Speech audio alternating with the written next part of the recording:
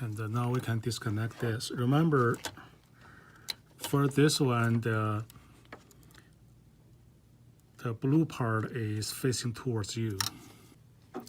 Now we're going to remove 3 screws. It's better to have a magnified screwdriver. So one is here.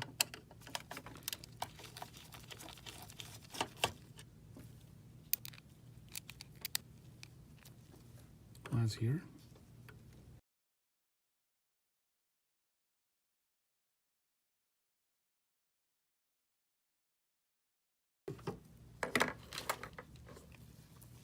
If you're an insecure person like me, you like to label stuff and give this labels.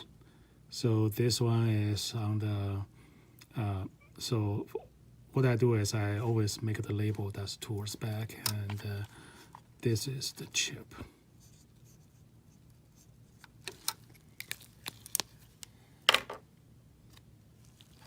Okay.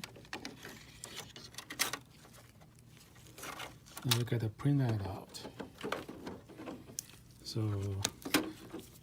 I'll say this is the printhead.